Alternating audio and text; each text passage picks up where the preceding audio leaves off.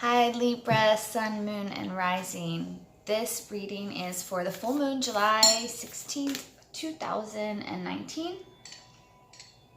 We're going to be looking at this full moon partial lunar eclipse. It is taking place in your 4th house. So this is all around your roots, your home, your emotional security. So my name is Misty. This is a general reading, so it may or not apply. If you get something out of it, that is so awesome. I hope that you do. And then we are looking at our Libra tribe, Sun, Moon, and Rising.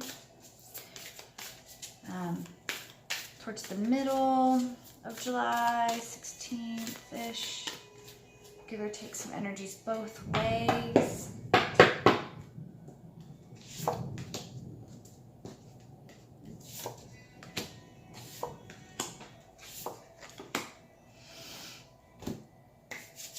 So the first card we have here is the eagle coming out, Libra, and this eagle is definitely headed for something, headed somewhere and headed on a mission, like flying down and grasping and reaching for something. And so this is in your 4th house. So, I mean, at your home and in your relationships and in your foundations, are you seeing with clarity? And, eagles have the capacity where they look at the bigger picture. They're looking and they're searching, but they also can have that like crystal clear focused energy at what they're looking at. So can you see the tree and can you see the forest, or do you have to choose between the two? So what is your vision like, and really where are you looking? I mean, your other cards here are you'll see as we keep going, but they're the magic and this arrow here, and they really pull into like, what are you targeting? What are you looking for? Especially when you look at this eagle next to the arrow here. So we're looking at what you're looking at. So you're wanting to set your priorities and see why you're here, and what is your intention of what is your purpose here. What is your purpose at your home? What is your purpose with your family? And I really think around this full moon time, there could be a restructuring of what's going on in your family life, what's going on at your home, and are you using your purpose there, and are you flying towards your purpose? Are you setting sail towards your purpose? Are you taking off towards your purpose? This could be on your mind. And then what are your reasons for postponing? What are your reasons for postponing? What are the reasons that you aren't able to move forward, or you're full of doubt and there's all of this energy around that? And how is not moving forward betraying yourself and not being true to yourself? So I guess the question that comes in is, how at home can you be more in alignment with who you are and where you focus yourself, Because where you focus and where you're set out to go after is where you're going to end up. When an eagle goes into flight and is searching and gliding and then picks a spot and goes is where it ends up. So where are you choosing to put your focus, and where are you choosing to put your energy? Because it is magic. Our intention is magic, and magic is all around us. Magic is surrounding us. And you have a divine mission and a divine purpose. And, is your home life supporting that? Are you creating the environment, or do you need to restructure your home life? And I feel like there's a lot of synchronicities and coincidences around you, but there's still this almost like force. The eagle trusts that there's going to be its food out there running around on the ground. It doesn't go, let me force the mouse to run across the field. The mouse is going to run across the field, and it knows that because that's part of the divine structure. And so you too are part of the divine plan. You too have a part to play in this divine world and to bring it up. That's what this circle card is all about. And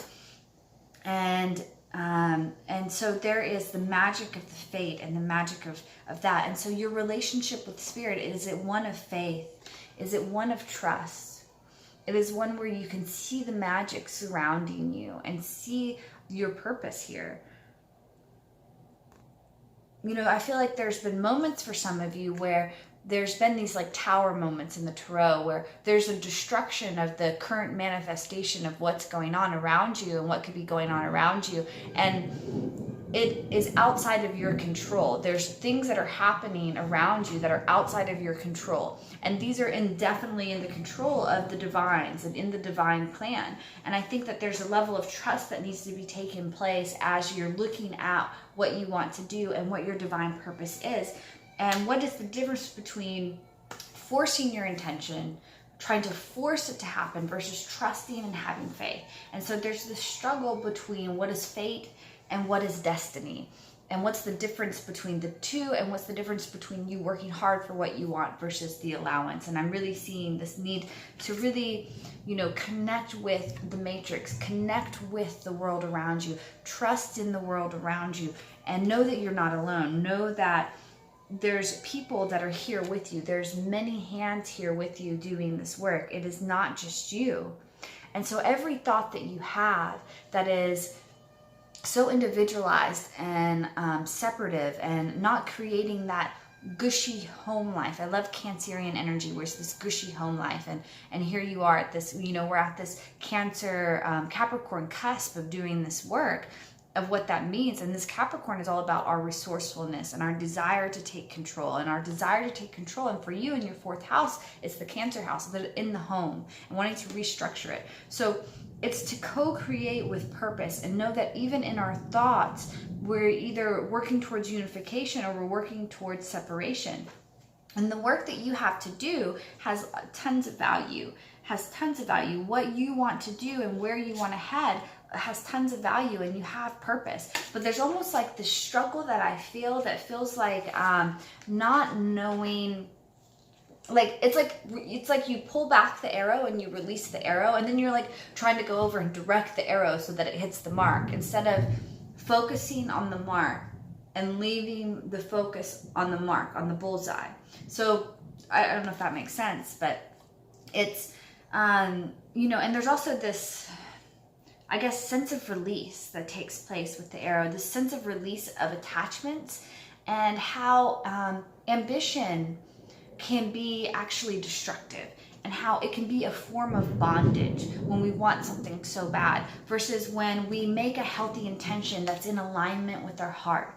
And so when we make the intention not from our mind, but from our heart and from our soul, and our heart and our soul are picking the target, and we're pulling back and we're releasing our attachments of how close it gets, how it gets there, what the journey looks like, but know that that target that we're going to hit with our heart, because we are meant to co-create. We are meant to do this with other people, and you know, and just releasing that. So what is that moment of contact? And I feel like you're about to find that moment of contact. And I go back to this one, I go back to the eagle, and I see, okay, did you set your intentions right? Did you actually see it? Did you make it from your heart? Did you do it from a space of seeing the bigger picture? And I really see them in, like, the need to be in alignment and creating it in alignment. And so getting in alignment with the heart and focusing on the mark, on the bullseye, not where it's going and how it's getting there, not on how. Don't interfere with the flight of the arrow. It's going to get wonky if you do. You could throw it off, and the intention and the mind is playing with something that is the heart's essence, and the heart is wanting to bring forward, and it's trusting in that magic. It's trusting in those synchronicities. It's trusting in that you don't have to be in control all the time for the things to work out. They will work out just fine. They will work out really good. So we're going to pull a couple cards now.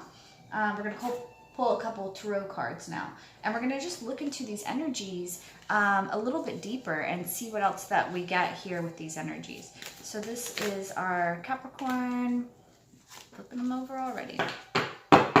Capricorn, Sun, Moon, and Rising.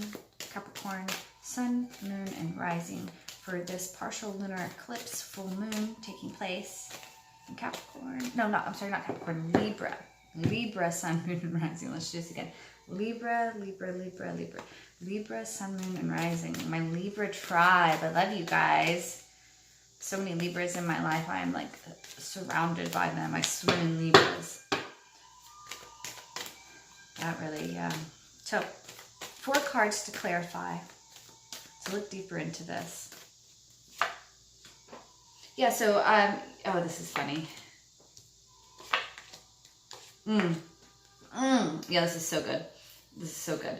Okay, So you got the eagle, and then over here, what you have underneath it, what we have representing it, is the Knight of Wands. And the Knight of Wands has inspiration and has focus and drive, but it's fire on top of fire. It's Sagittarian energy. It's all of this drive forward, this, you know, and sometimes it can be an unbridled drive, but there's this movement forward, this setting pace forward. And those areas of where you're holding on to your thoughts too much and you're losing the magic because of holding on to the thoughts too much.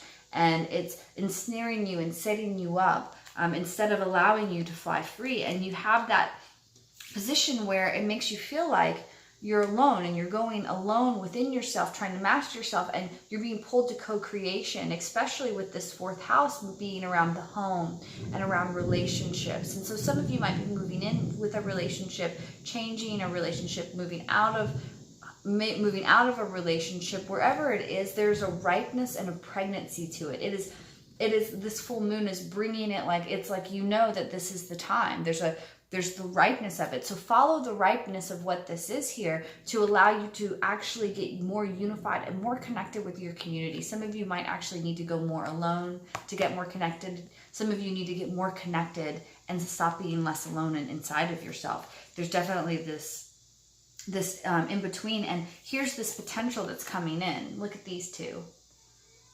Here's this such a strong potential, such a strong creative potential, and it looks like it's from co-creation.